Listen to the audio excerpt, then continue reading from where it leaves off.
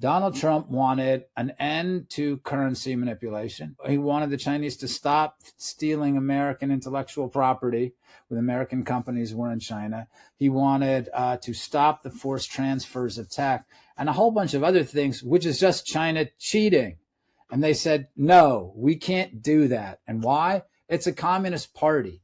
So I think that during that first term, Donald Trump understood what that industrial policy was about, right? They're not in the global system to play fair.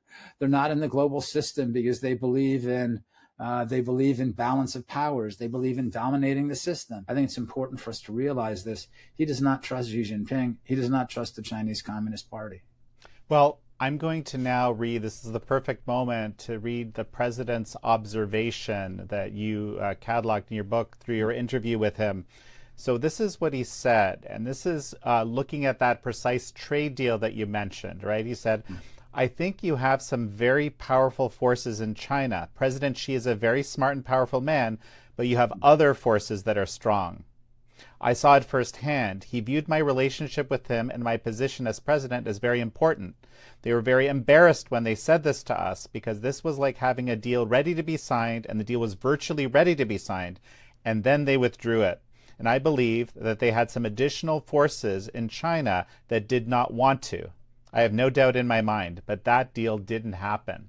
So this is incredibly interesting because there was this, agreement, verbal agreement from Xi, yet the deal was withdrawn, and then this sort of second highly watered down version of a deal came through.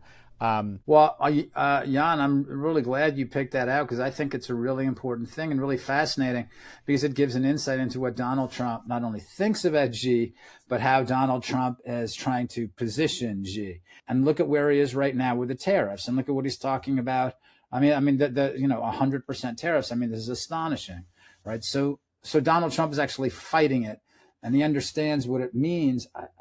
I'm certain that he understands what he's asking for is something that the Chinese Communist Party cannot do.